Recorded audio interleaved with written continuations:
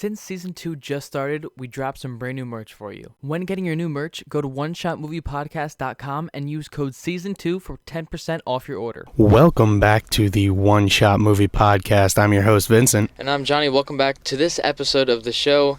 We have a really good movie here for you guys. We're really excited to get going here. Yeah, and we also have another special guest on. Yes. Like we said last season, we're going to try to have a guest on pretty much every episode. Just about. We want to kind of grow and have different people on and get their takes on movies. Mm-hmm.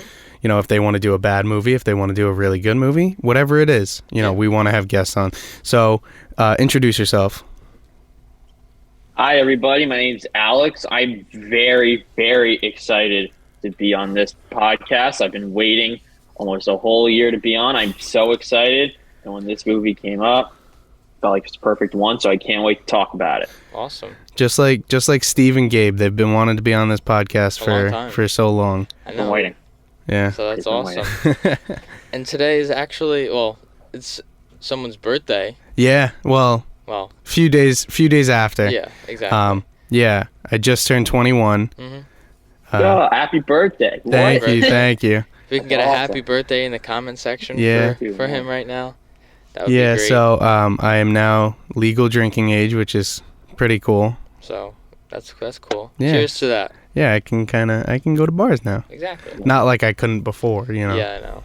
Didn't get carded or anything. Yeah. But you know how it is. Like we said, like we always say, I'd probably get John would get carded way before me whenever we'd go out. No, 100%. If we were to ever go out. Yeah. It's got to be the beard thing. The beard thing. I know you're rocking the beard too, Alex, so. Exactly. For those who were watching visuals. Yeah, I know that experience. Yeah. Alex rocks a fierce beard. It's just like, I don't know, people just like see, like, if you have like a good, like, full beard, people are like, this guy's old. Yeah, I know. It's like, this guy's older. Yet there's people who are like 30. They just assume, like, oh, you're good. Yeah. So, what movie do we have for everyone today? So we have Ocean's 11, which is a really, really good movie. You know, it's a heist movie. Yeah, and it's so fun. Yeah. These movies are really fun to watch. I've never actually seen any of the Ocean's movies until this one. Yeah, me neither. My dad loved these movies. Yeah. But I've never watched any of them. Neither have I. But like when I was a kid, I would always like either come downstairs or like be hanging out, and I'd see what's on TV, and I'm like, Ocean's 11? He goes, yep. Like, always on. Yep. So Ocean's 11 was released in 2001. The rating is PG-13 for obvious reasons. The runtime is 1 hour and 56 minutes, so it's a decent amount of time. And so let's. But it's not too long. Like, it doesn't seem too long because like everything, like it even starts off pretty quick. Yeah, I think so. And I don't know. I think the time was appropriate. I feel like it was well paced throughout this entire film, and there were things I almost wanted to see more of that we didn't get. So I feel like it could have been a little bit longer. Right. So. Yeah, I mean, I think I'm right in the same boat as you. I think the time was perfect, and like you said, the pacing was great.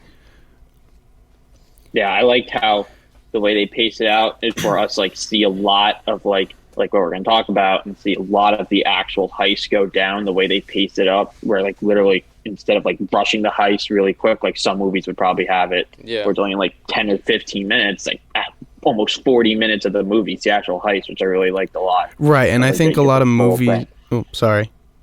And I think a lot of movies need to start like a lot of heist movies need to start doing that. Let me guess, you didn't watch Tower Heist yet? No, I didn't. You've never seen Tower Heist either, Alex? No, I have not seen Tower Heist. It's on Netflix. Go give it a watch. It's really good. It's funny. Ben Stiller, Eddie Murphy. You know, I said this in the last episode. Yeah, no, I should probably watch that. Yeah. But do you want to let us know the plot of this film? Yeah. So the plot of this film is Danny Oceans wants.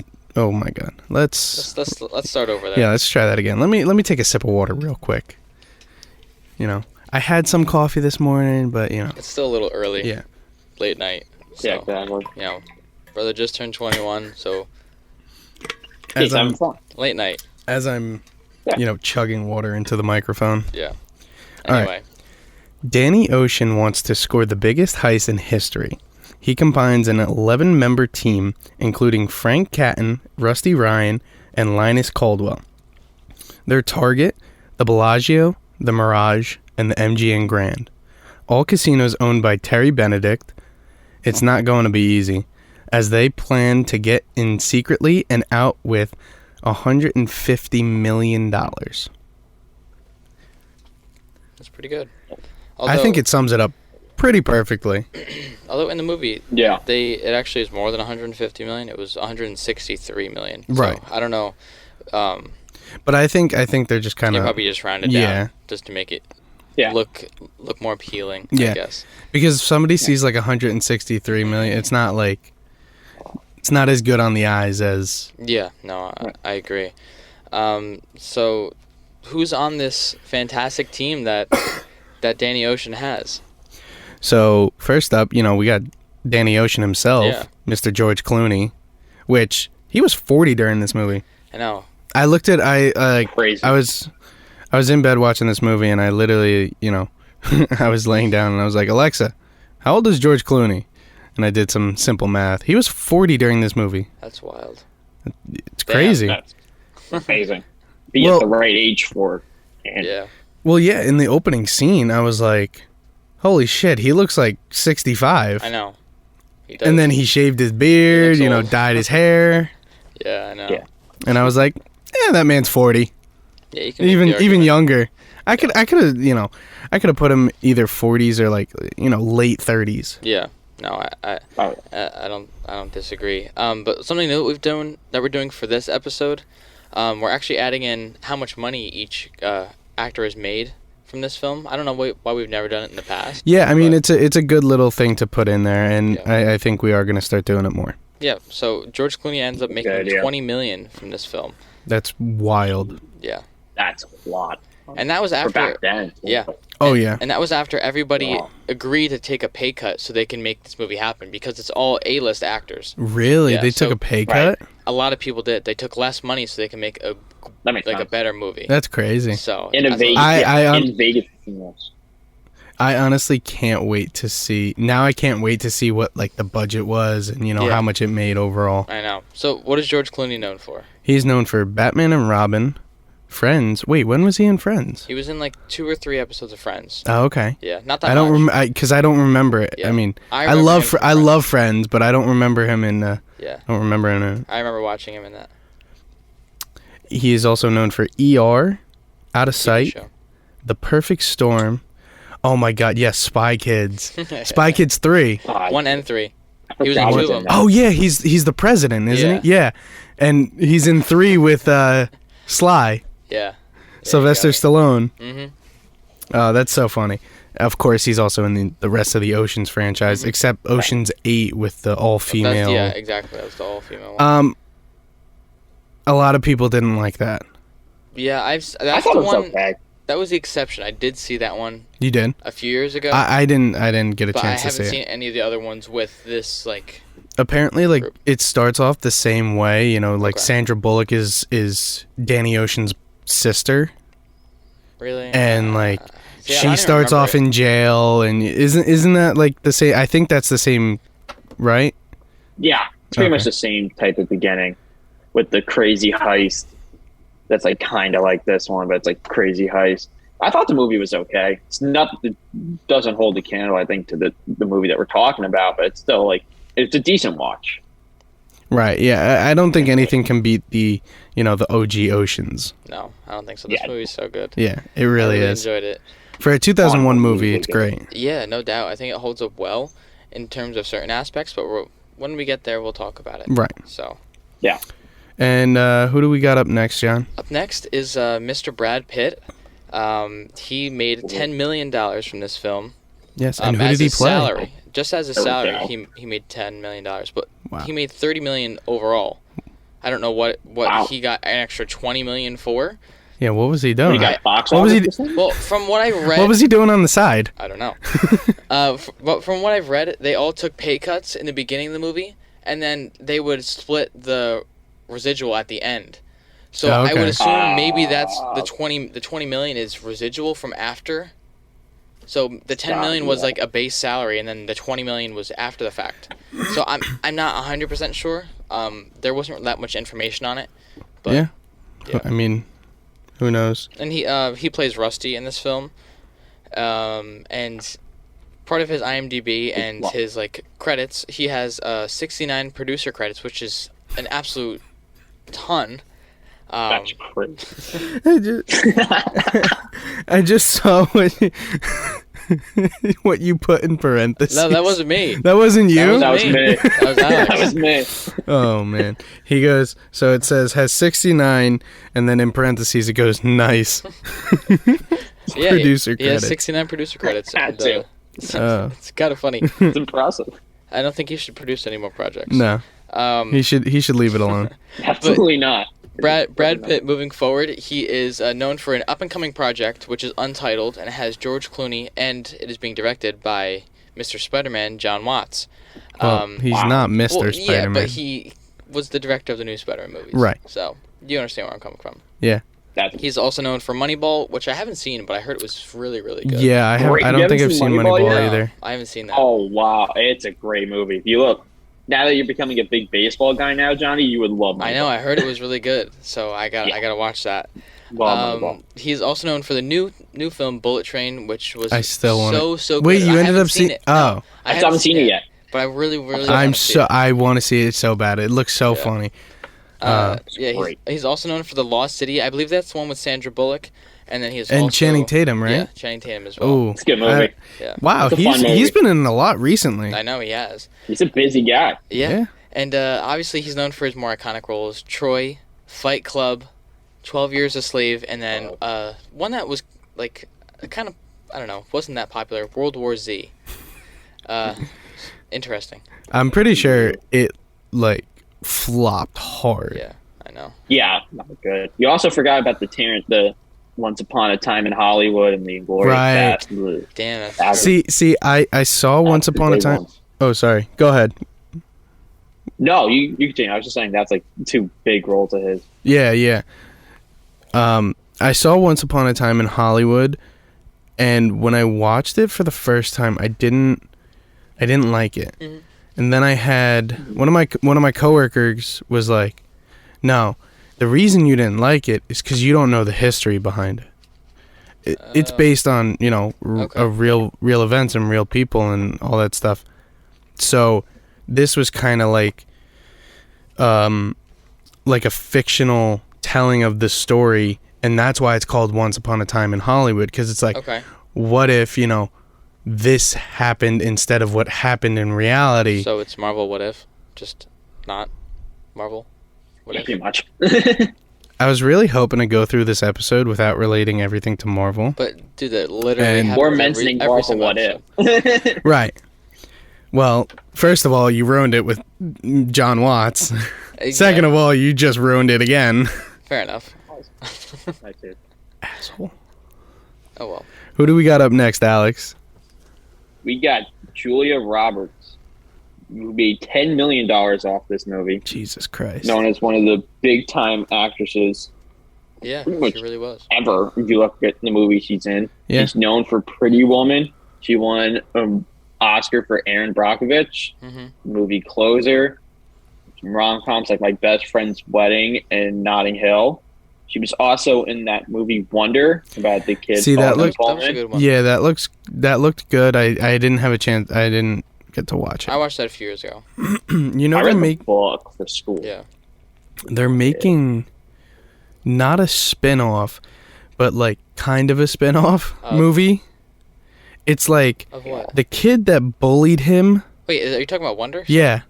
Oh. So like the kid that bullied him got expelled from school. Okay. And then like his parents like sent him to go live with his grandma or something in like England, and it talks about how his grandmother fell in love with like a kid with like a disability. It's like a whole thing. That sounds confusing. I think it's so dumb. Bad.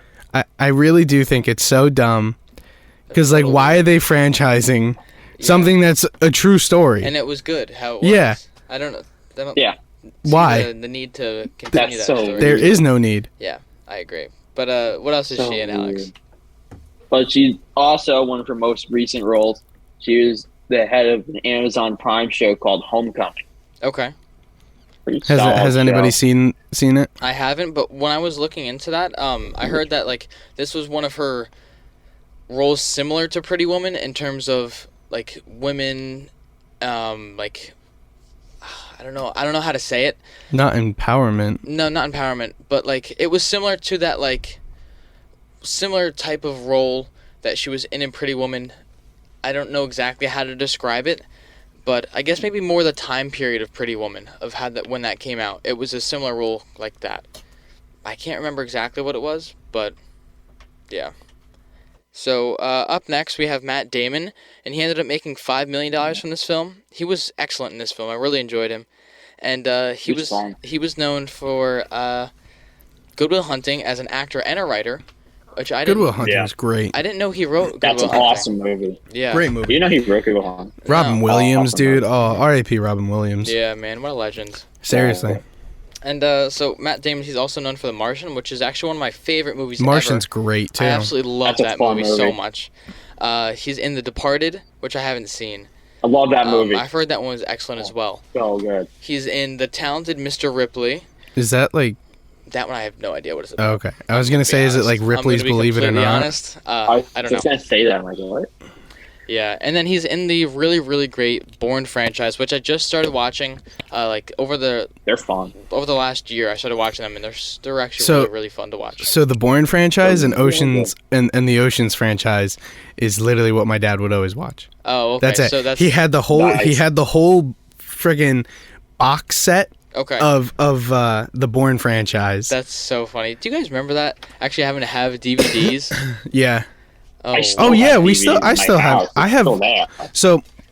So for the longest time, for every birthday that I had okay. after getting into Marvel, I would get the DVD copy Of the movie. of that the came movie that came out that year. out. That's really cool. And Oh, yeah. I had That's them all. amazing. I had them all the way up to, I think, Ant-Man or Doctor Strange. Oh, okay. So you got pretty far out. I did, I would because say. what? No, Oh. you got pretty far. So. Fucking scared me, dude. I thought you were pointing at the Oh no, computer. I'm just looking at my levels, making sure I'm okay. good. So.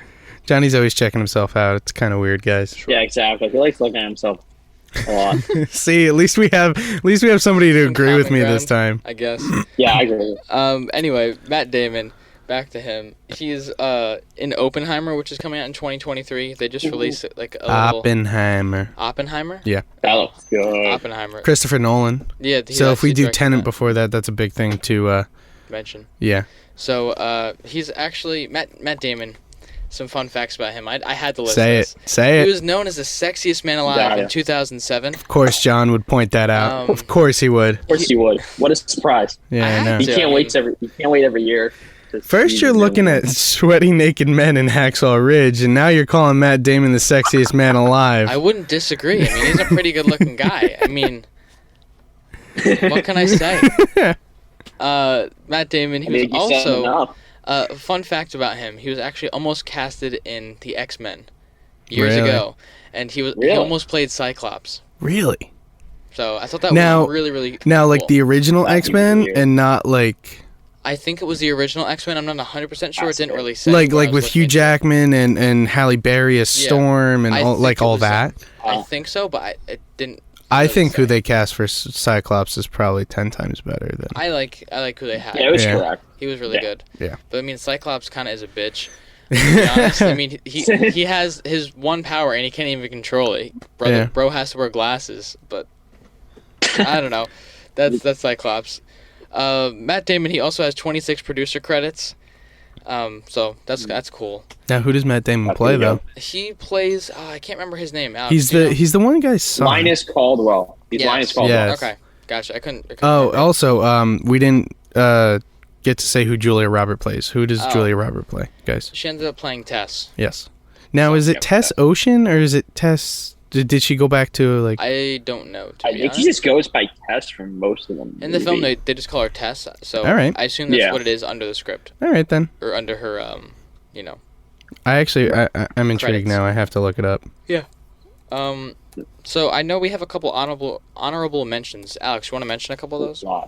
There's a lot of good ones. Well, first, being you mentioned, we got the great Don Cheadle, who went uncredited in this film. So if you look up, anyone looks up the IMDb for the cast of this movie, you're not going to. They'll say Don Cheadle uncredited, and he plays Basher, the guy that's in charge of like blowing the stuff up. Yeah. We also have Andy Garcia, Bernie Mac, Casey Affleck, Scott Caan, and a guest cameo of Topher Grace in the beginning of the movie, which I thought was I hilarious. thought that was so cool. I had to do like a double take. When I saw him, I was like, "No way, that 70 shows Topher Grace." Oh yeah. I was like, "What? That's Are you kidding?" And so yes, she does go by Tess Ocean. Oh, okay. That's what Tess she's Ocean. on. And so what you were saying about Don Cheadle, I want to go back to that real quick. How on IMDb he's uncredited, but if you look it up on Google, he's right there up with the main cast. Exactly. So it's confusing. It's a little like confusing. It's like, why is he uncredited when literally if you look it up on Google, he's right there. It's Don Cheadle. Yeah, I know. I don't understand it. But Yeah. I think it was a money thing. He probably did it in terms of like, because he did, when we talk about like, well, Clooney was in Out of Sight, he was also in it with Cheadle. I'm guessing money reasons, I guess they would have to pay him extra money if you went credits. He's probably like, you don't have to credit me. I'll be in the movie. Right. That's fair. I'm assuming that's what Now, it was. Now, when I saw Don Cheadle, I did the same thing that you did in the Adam Project. I was like, holy shit, that's Don Cheadle. Yeah. How you did with Mark Ruffalo. Yeah. No. Exactly. Big Ruffalo guy, guys. Remember. Not. Never forget yeah. that he's a big Ruffalo guy. So, remember. about this cast. Did we like them? Did we not like them? Who could we have changed? You know, what are we thinking here? Alex, I'll let you go first. I'm not gonna lie. Out of this whole cast, I don't think there's any like specific person that I would necessarily like change in terms of like the actor playing them. I thought they really fit into the role and like the dynamic really well. Like it kind of fit perfectly like a team. Like if you had like another actor that was like a little bit more famous or a little bit less famous in certain roles, it would just throw off the whole dynamic of what the movie was. So I thought they did a pretty good job with the casting, even though the what ifs are crazy on who could have been part of this movie. I know. But I thought they did a good job. That is true. For me, I really enjoyed the cast. I think everybody was really phenomenal. The only thing I'd like wish, actually, I shouldn't. I won't say it like that. I liked Brad Pitt. I kind of wish we had more of him in this film. What do you mean? Yeah, he's my he favorite was character in the practically in movie. it start to end. I know, but like there's like some scenes like I wanted just more. Yeah. I was gonna say the same about Damon. Yeah, Matt Damon Like, was. that It was seemed like it funny. was a little, lacking there. But I think honestly, I think this cast was great. I feel like I would want to change people, but at the same time, I don't know who I would replace them with. Yeah, no, that's fair. Like, because I was gonna say, take out Andy Garcia, but at the same time, Andy Garcia is such a great actor. Like, I you know. don't want to replace him. Yeah, And he's played these money hungry, tycoons before. that's true. So it's like, yes, I kind of want to replace him, but at the same time, I don't, because, he's played this character before, and so it's hard. So I think at this point, you just got to say, leave it alone. That's true. Yeah. Don't like mine. Fucking piece of hair got stuck to my eyelash. Ooh, Oh man, that's not good. No, not at all. That. All right. That can't be. Good. So moving That was on. fucking weird. We have the director of this film. Yes, who is the director? Steven Soderbergh, and he's known for directing Out of Sight, which our guy George Clooney is in, and Traffic, Logan Lucky, and Magic Mike. I had to put which is- Johnny. John loves that one. Yeah. I've actually never seen Magic Mike. So Sure. take that for what Let's it get is, a lie guys. detector in here. Lie Can we get the detector. one where it electrocutes you? Oh, no, please. Oh man. No thanks. I'm good with that. But I thought he did a really good job with this film. I really enjoyed how his influence on this film, and how like there were certain shots that were, I don't know, just were so smooth, and we'll talk about that in a minute. But I liked what he did with this movie. Yeah, he did a really good job with this movie, directing it on where it needed to be, and putting things into place where they needed to be. So it was very, very good. So real quick, we'll jump into some visual effects. There's very, very little. Yeah. The only thing I can really think of is the explosion with Don Cheadle and the safe. That's really it. I don't think there's much pretty else. Much it. And I think the old hotel is the only other one I can think of. The which one? Hotel demolishes. Where it's like the old hotel demolishes, and then you see like the sand like blow past them. You see the building go down. That's the only other one I can think of. Yeah, probably, because I don't think they. Oh, excuse me. I don't think they would have practically, taken that down. I don't think they would have done that for real. Other than that, I feel like everything else was kind of practical effects. Yeah. So, yeah. Everything else, seems practical. There's pretty much no need for special effects. Also, 2001, there's barely any room for visual effects there. It's still kind of minimal. Yeah. No, I agree with that. But I want to talk about some cinematography. We don't have a ton for this episode, but we have enough that's pretty good. So Alex, I know you probably have some things here that you want to mention, so I'll let you take the floor. Okay. So there's a lot of really interesting like scenes.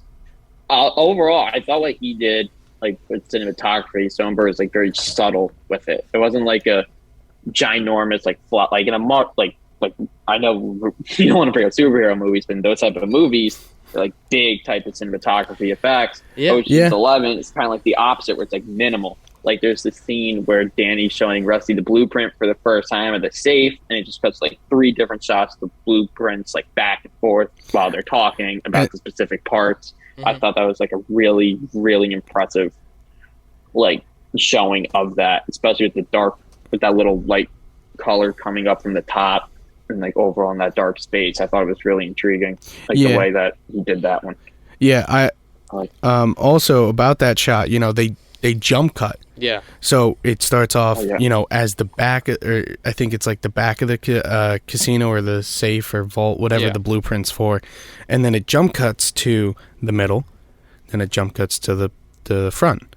So, they use jump cuts a lot. They did. They used them a lot in this film. Oh yeah. But it was really smooth though. It wasn't like it was choppy. Yeah. It was very smooth the way that they did it. It was strategic. Yes, very, very strategic, and it's not like it was bad. Transitions were pretty good too. Yeah, no, I agree. There was a couple of dissolves that they used throughout this film. I know normally films don't use dissolves. Normally they films like this will do like a hard swipe. Yeah, exactly. Will do, right. They'll do something like that. But there is one transition that I do want to talk about real quick, if that's okay.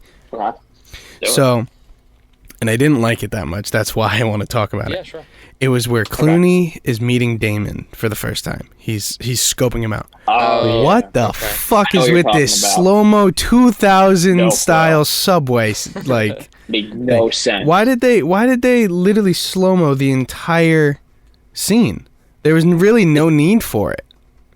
And it looked like so choppy, and it looked so like it didn't look good. It looked dumb. Like, right.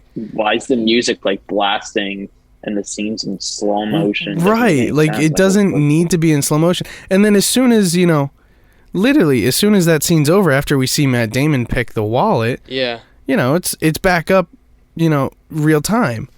There was really no need for the slow-mo, and I didn't like the transition either, because it shows the slow-mo from the beginning. Yeah. And it's not, it doesn't look good. It's very like a TV style transition, which this movie didn't really need. Not at all. Yeah. But that's kind of my biggest problem with this movie, is just pretty much that. Okay. That's fair. Other than that, like, it doesn't seem like a 2000s movie. No. Maybe some of the references, but Right. Of course, the actors, and know, they're you're using gonna, the payphone. Yeah, Right. they're using the payphone to call the probation instead of the cell phone. right. But like otherwise, you could put the movie in like today, and they'd be like, "Oh, okay." Right. Yeah, the only difference would be the flip phones. Yeah. Which half the universe wouldn't even know about because they're all on iPhones now. But that is what it is. Dad, what's this? Oh my God. Yeah. Do you remember that your first like flip phone? So or slide I phone? never got a phone until I was in 8th grade. Okay. Never got my own personal phone. Yeah. But my parents would let me use their phone. They've had the flip phones and everything. But my first iPhone was an iPhone 4S. Okay. I wanted the 4S because I wanted Siri. Yep. Yeah, exactly. And I convinced my mom. I was like, because she had the 4 at the time. Okay. And that's what I had. That was my first iPhone. Yeah, my mom had the 4 at the time, and she was like, "You're not getting a 5. You're not getting a better phone than me." I go, "Okay, let me get the 4S then." Same thing. Number one, I still have a better phone than her because I got Siri. And then she's like, "You have the same phone as me." I go, "Yeah, sure, yeah." Whatever you want to think. Right? Yeah, I was like, yeah, sure. Totally. They just talk to the phone. It's like, "Hey Siri," and it's like, "What?" Yeah, and funny thing is, when I got my first phone, we got it when I was down at LBI. We go into Verizon, and literally sitting there is a very, very well known YouTuber, Jack Films. Oh, Jack's Films. Okay, yeah. So, literally when I got my first phone, we met Jack's Films at Verizon. That's exciting. And my sister's like, "That's awesome." My sister's like, I was like, go up. Yeah, ask for a picture. Go up and ask for a picture. And she goes, no. So I'm literally like, I'm like, still young. I don't give a shit at this point. I'm like, hey, excuse me, can we get a picture? And he's like, oh yeah, of course. I need to trying to find it. It's here somewhere. Oh God, probably got to scroll all the way up. Yeah, kinda. So it's in one of these. I have like shared albums. I know I have it somewhere.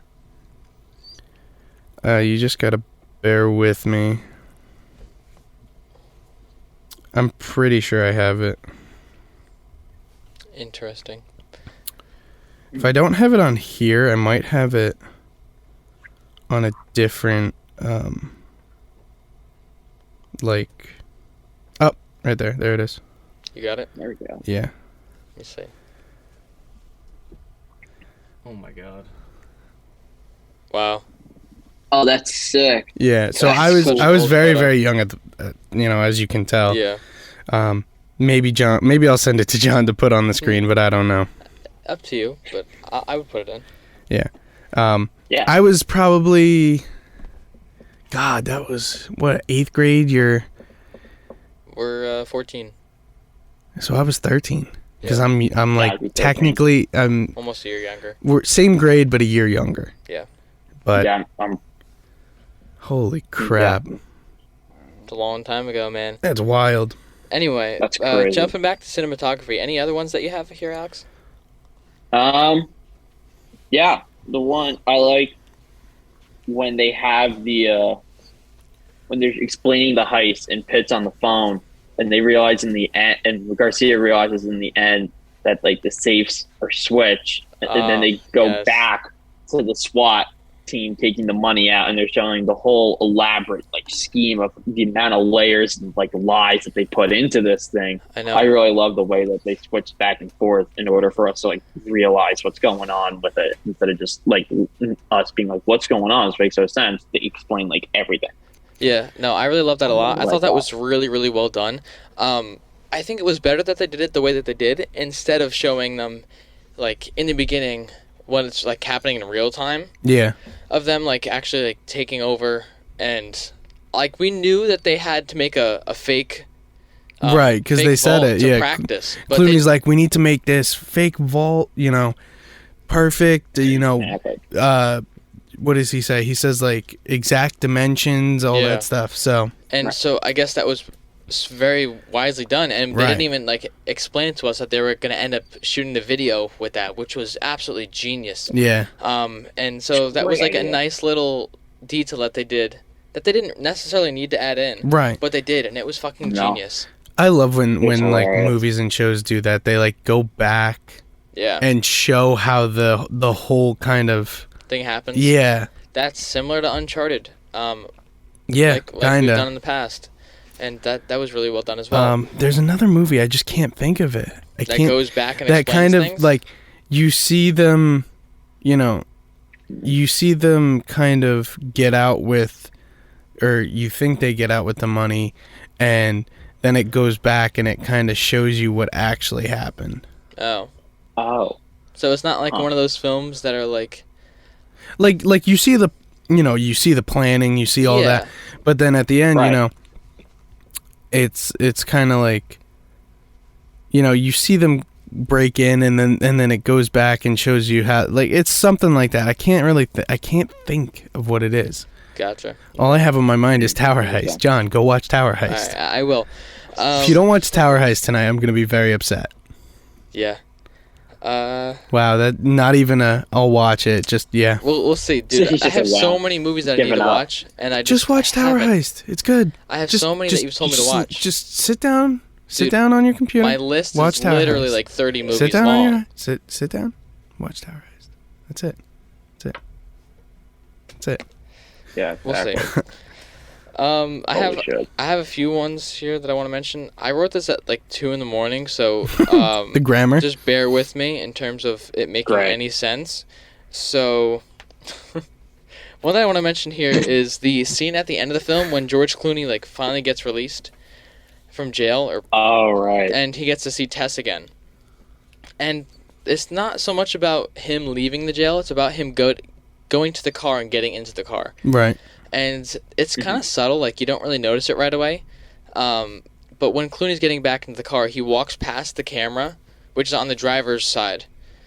And then they grab the door handle, open the car door, and we see the camera like slowly and smoothly move backwards so they can get into the car, Oh, which I that's thought was smart. kind of subtle. Yeah. And then when they end up both getting in the car, they shut the door, and as like in sync, they're shutting the car door. The camera moves in exactly with it. And it looks so clean. Yeah. I really loved it. Yeah. That was a And, great shot. Yeah, That's so a great one. the camera just moves with it, and it's really nice. I do want to talk about one scene, and it was after Clooney meets Damon for the first time. Okay. And you see Clooney following Matt Damon, right? And then you see him give him that little bump, and you see his arm take the wallet or whatever the hell that was, and leave the card in. Now, what does that remind you of, John?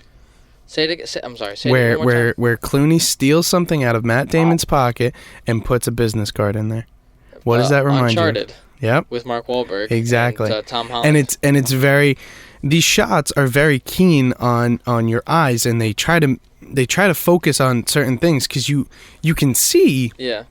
Clooney's arm grab the wallet or whatever it was. I think it was a wallet. Okay. So you see Clooney's arm grab the wallet, and these shots try to focus in on that, and it's hard to see, but then like every now and then you'll miss it, and then you'll see the business card and you're like, oh shit, that just happened. Yeah. That's So- kind of cool. Yeah. I have something pretty kind of cool. similar to that, actually. I actually have something similar to that. It's at the end of the film when they're kind of going back and explaining all the stuff that they did that they didn't show initially. Right. Which, let me find it here. Well, you do that. I want to talk about Oh. some of the montages. I got it. Oh, okay. Never Yeah, mind. sorry. Go ahead. The scene where, what's it called? Brad Pitt is calling the owner and telling him that he's being robbed. They end up showing Julie Roberts, or Yeah. Tess, that she gets like a phone call, and as like we're kind of confused because she said that she didn't have a phone on her. So we're all like, how did this happen? Right. How did she get a phone?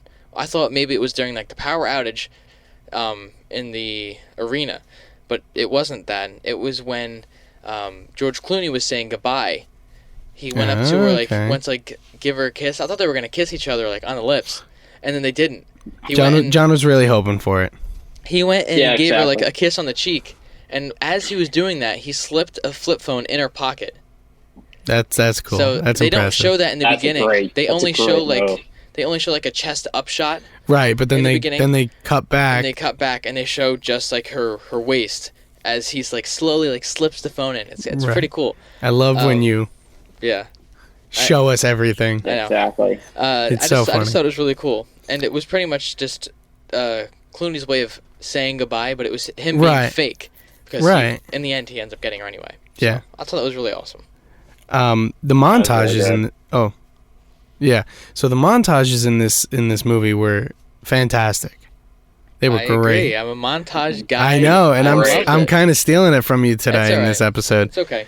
I'll allow it. These montages are fantastic, from the setup to the heist to everything like that.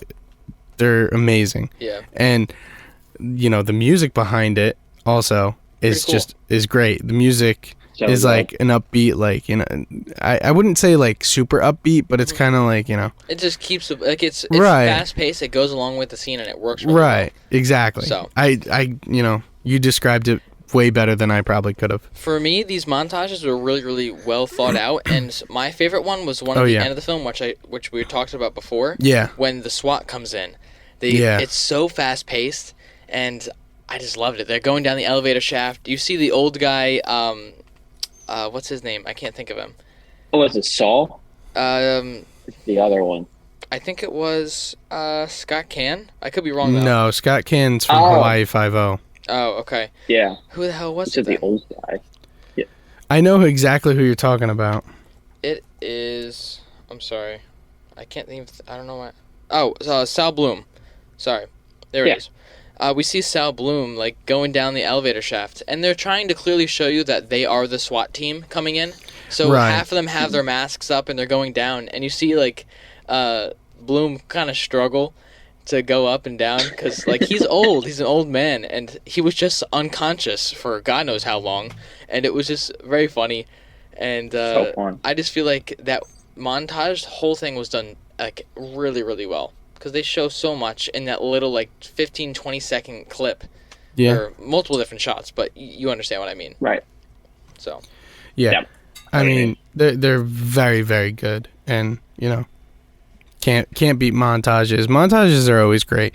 And I'm in the same boat with John. John, montages are good, but sometimes, I just don't want to mention them all the time. No, I know, I get that, and a lot of movies have them in, but they don't like overdo it with montages. Yeah. There's like one or two throughout an entire film. Like this one had like two or three. This one had a bunch, but they did it well, and like it's like a montage of a flashback almost where, spilled water all over my pants. Sorry. You threw me off, dude. You wet your pants? Yes. Yeah, he did. Yeah, I did. Sorry, guys. I gotta go leave the pod real quick to go to the pod. Oh God. Yeah, but these montages were very, very well done, and it helped tell the story. It wasn't just that they were in the movie to be in the movie. No, they used it really, really smart. When they were showing how they did this, how they did that. Yeah. And how like. I don't know. I feel like if they didn't have it, it wouldn't help the. I mean, sorry, I'm completely butchering this. If they didn't have it, it would hurt the story. Right. Because these montages tell the little things that we need to know in a fast-paced environment. Right. And it's done excellent. Does anybody else have anything to add for cinematography? Well, one scene that I loved, which I'll talk about later when we talk about favorite scenes and stuff, is like right after they win, and like right after they actually complete the heist and the music plays, and they're looking out the Bellagio fountain, and they go from like one person at a time from like left to right, and it goes to each of their faces, and like their face like, oh my gosh, we actually did it and have all this funny now.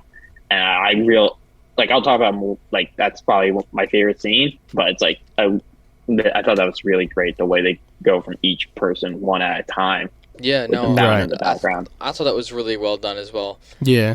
Something that we really didn't see throughout this entire film was a slow pan of like all of them. Yeah, from like left to right or anything like that. So we got this, and it was pretty cool. Yeah, I liked it as well. It was great. So, I want to move forward. I want to talk about some music. Yeah. What we got going with music, John? In a episode that we recorded. We did Spider-Man Into the Spider-Verse. Yes. And in terms of music, these two films are totally on opposite sides. Oh yeah. In this film, Ocean's 11, the music is there. It doesn't completely carry the story, but it's like very underlying. And You mind if I there. help you out right here? Yeah. So with this movie, this was more soundtrack based, where in Into the Spider-Verse it was more uncredited stuff. Yeah, that's true. You know, it was more along the lines of actually hearing lyrics and understanding, when in this one it was just sounds and instruments and all that stuff to kind of help move the story along. Yeah, for me, I feel like the music in this movie is helpful, but it's not like overbearing. Right. And it's like used more of like an assistance to the footage, whereas like you said, Spider-Verse, it's giving you the feeling. Spider-Verse, the songs are literally kind of telling you how to feel. Yeah. When what was that? I don't know. What?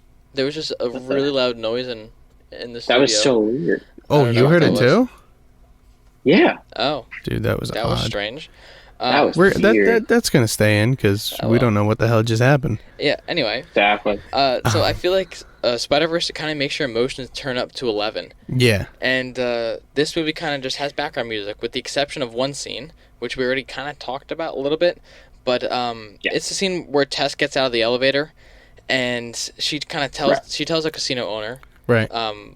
What's his name?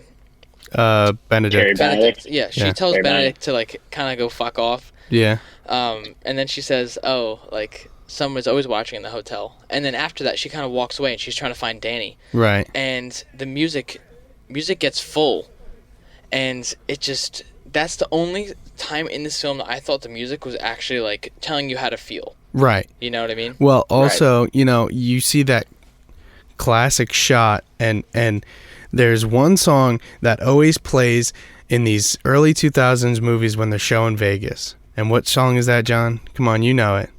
Do I? Yeah. I can't think of it right now. Elvis. Oh. Elvis. Oh yeah, I love that. A little less conversation, right? Exactly. That is always the song in these early 2000 movies when they're showing Vegas. It's always Elvis. Well, Elvis was there for so long. Yeah. So, I mean, it makes total sense. But that's like the big. Vegas movie. Yeah. That's like the big, you know, song that everybody correlates Vegas to, you know, from Elvis. You that's know, fair. I agree with that. So. It's just that's another, you know, what would you call it? No, I'm saying this wrong. I don't know what you mean. Yeah. I'm just gonna shut up. We're gonna continue. Okay. I call it like side music. Like it's not really the main. It's like side music that pushes it to the. Yeah, it's the other lyric based song in this movie. Okay. There we go. Right. I got it. I figured it out. There you go. That's good. I figured it out. I want to mention some acting. Like I know we have a couple points here that we can mention. For me, I really really loved Clooney's performance.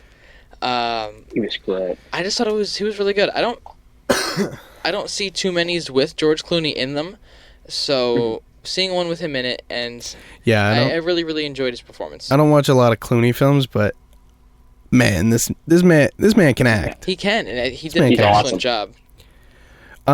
It almost felt like he wasn't acting. It felt like it was just George Clooney. Like, yeah, it honestly seemed like it was just him. Yeah. No, I agree. I loved his performance. The way he was so suave. Yeah. And I thought it was really awesome. I liked his performance. John's falling in love with Clooney over there. No, I'm not. Not surprised. Not First Damon, now Clooney. Happens, man. What can I say? Instead of a Ruffalo guy, he's going to turn into a Clooney guy. Nah, that's too far gone now. Clooney isn't in as many projects anymore, I know. So. But like all the older women still love Clooney. Oh, I know. You know, you talk to anybody, and you know. That's just because of the show ER. Yeah. So that's where he exploded, and everybody loved him from that. So. Yeah, I think Brad Pitt was a little lackluster in this film. He was a little lacking. Really? Yeah, like I said, I wanted to see more of him. Funny. I thought he was good. Like, whenever they used him, he was like great.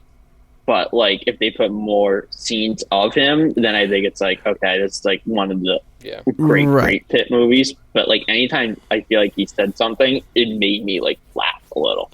Right. Like I would always smirk and chuckle. whenever he said something in the movie. Yeah, I just think that, you know, there could have been more to his character instead of, you know, That's fair. just kind of like a silent sort of character. Not silent, but, you know, like not really any emotion to anything that he's really saying. The only emotion we really saw was in the poker game in the beginning.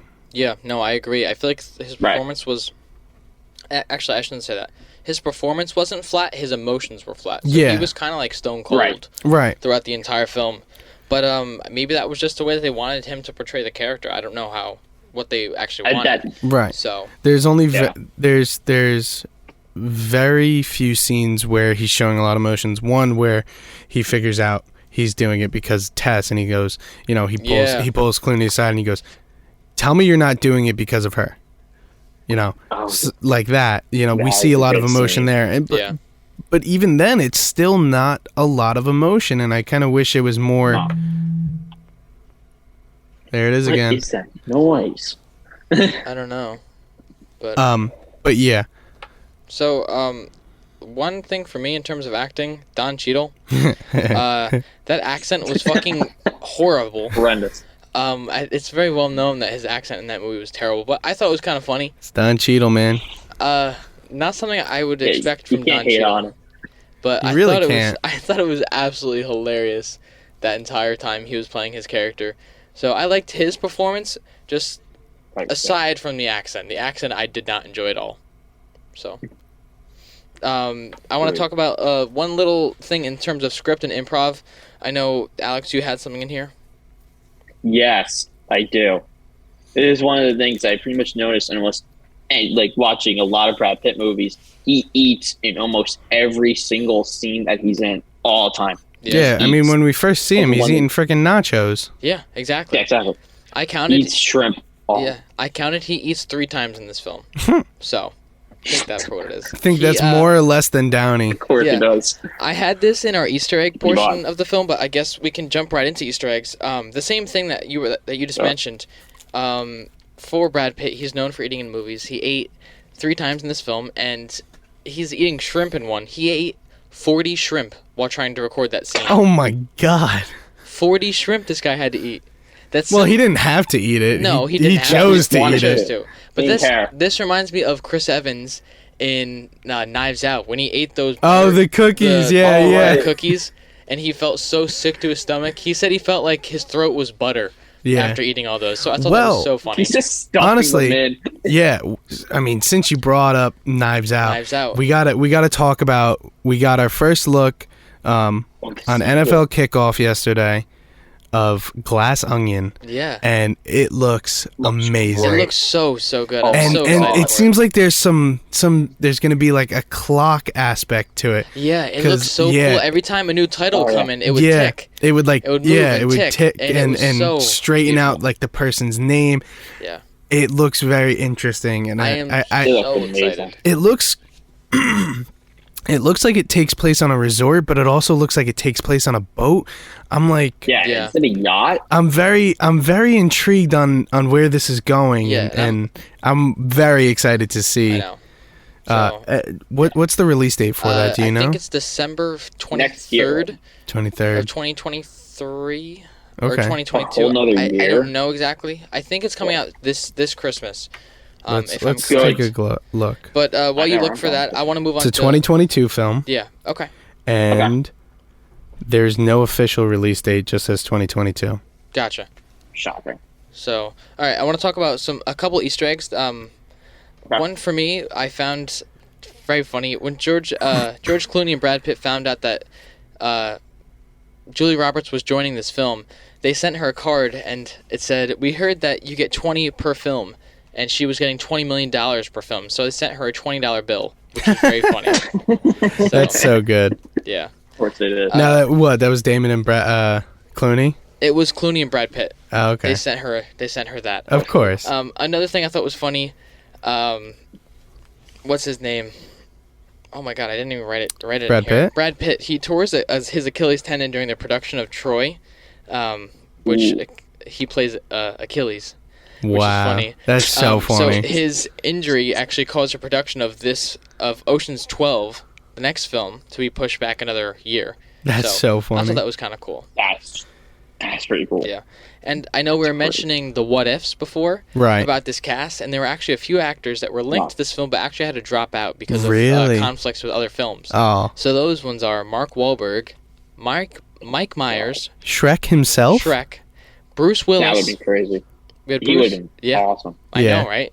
We had Bruce Willis and then Ewan McGregor. They were all connected to this film but had to drop out. Kind of cool. And also, awesome. sorry, I didn't even forget. There was two more. Luke and Owen Wilson were supposed to play the Mallory twins, but they couldn't do it because they were. Who's film. Luke Wilson? His brother. The guy, No You shit. ever seen Old School? Asshole. Yeah, Oh God. You're a dick. So. Obi-Wan Kenobi was supposed to be in this? Yeah, he was. who is he supposed to be? I don't know, to be honest. It Damon? didn't say. Holy fuck. Cool. That's Obi-Wan Kenobi. I know. Hello there. But I want to talk about movie ratings. Now, do you think if he was in this, do you think he either would have been known for this instead of Obi-Wan? Or... No. I don't know. Because the prequels came out after, Yeah. Later. That's a tough call, I'm going to be honest Or with you. do you think if he was in this, he might not have even gotten casted for Obi-Wan? That's tough to decide because I that think he was already 99. He was already in that, so Yeah, he was already Obi. yeah, that came out in 99. Phantom Menace. It did? Yeah. Oh, okay. So he would have already been in it. So yeah, That's probably why he wasn't in this. He was probably filming episode 2. maybe we don't Probably. know. But movie ratings. I want to talk about these. This is such a fun segment because we always talk about what we like, what we don't like. So to jump right into it, IMDb gave this film a 7.7 out of 10. I have to say I love that rating. I think or even just a little bit lower. I'd give it like a 7, honestly. No, that's fair. Or even a 7.5 on IMDb. Yeah. For Rotten Tomatoes, they gave it an 83%. I think it's a little high, but I would go around like an 80. Right. The funny thing is, mine was near Rotten Tomatoes around there. Maybe it's just bias how much I love the movie, but like, at least for me, I could see how it could be like in that range between IMDb and Rotten Tomatoes, or like between 7 and 8. Yeah. 0.3. I think that's like the right range for it. Gotcha. And then there was also Metacritic, which gave it a 57. That's very low. Kind of low, That's man. That's very low. Yeah. That's I don't know. really I wouldn't go that far. It was a very good movie. You know, it had bits that I didn't like and stuff like that, but it wasn't terrible. This is pretty much saying. Yeah, no, exactly. But we have some earnings and budgeting and stuff that I want to mention. Or I'll let you mention. I was very intrigued by this when I saw how much these people made. So the budget for this film is $85 million. That's super low. Wow. Yeah. That's super low. Even for a 2001 film. Yeah, no super doubt. low. I mean, No Way Home was $200 million. And then we have opening weekend, it made $38 million. That's really solid. Yeah, I mean, Pretty made almost half. Yeah. Almost there. And then overall, worldwide earnings to this day, it has made $450 million. That's a lot of money, man. It's a lot of money. Yeah. So now we're going to jump into our favorites. Yeah, so Alex, what's your favorite scene and Okay. quote? All right. So my favorite scene, I kind of touched about this earlier, but I don't know. I mean, this was probably the hardest one to pick out of these because there's a lot of great scenes in this movie. It all works pretty well. Honorable mention of my second favorite is when Pitt gets Cheadle out of getting arrested. I thought it was a really, really funny scene. That was a great scene. But my favorite scene is probably the Bellagio fountain. Like I kind of touched on this earlier. At the end, when they're all looking and they have the music in the background and all the looks that they give each other, like they really did it. And you just see Saul's face at the end where he's like so proud of himself. I thought that was like a really fun way to cap off these characters in the movie. And then my favorite quote was a little bit earlier in the movie, and it kind of, in my opinion, is the funniest Brad Pitt line because he's got a lot of funny lines in this movie. I kind of feel like that's what they kind of use him for. It's like for like the humor part of this movie. Like, he has Linus initially like detail Benedict's whole day, so that way they know when they can do the heist, figure out what they're gonna do, and like after he goes through every detail what Terry Benedict does, he's like terrified because he literally keeps his eye on every single part of the casino. So Rusty's like, "What, are you scared?" Linus that's like a comeback. It's like, "What, you're suicidal?" Rusty, you're right. And then literally Rusty has a comeback that says only in the morning. And that made me laugh so hard. That is good. I thought that was really cool. So funny. Yeah. That is good. Such a funny line. So I have one of two favorite scenes, and I know I keep doing this, but some of these movies you just can't pick one. That's hard. You really I can't. don't blame you. It's really hard.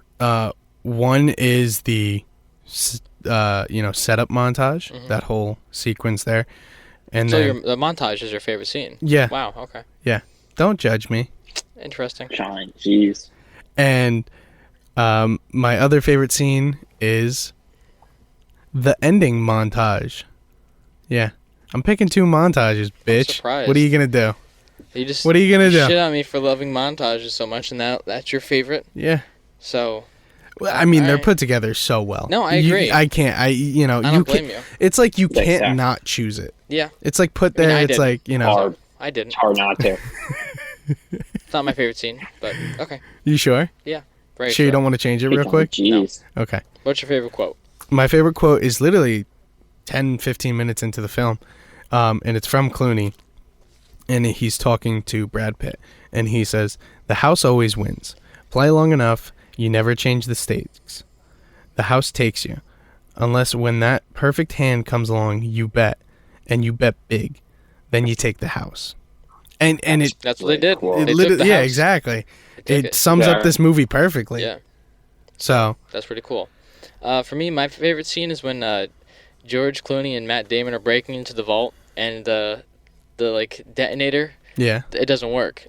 So they have to change the batteries. I thought it was very comedic in a very serious moment. Of course. So I thought it was really cool. Now, what if that wasn't like meant to happen? What if somebody forgot to change the batteries in the prop? And like something was supposed to go off to like signal them like having to like react to an explosion. Maybe that's what happened. Like, No, like that what if would've the been prop was just like didn't have batteries? Yeah. Somebody probably got fired.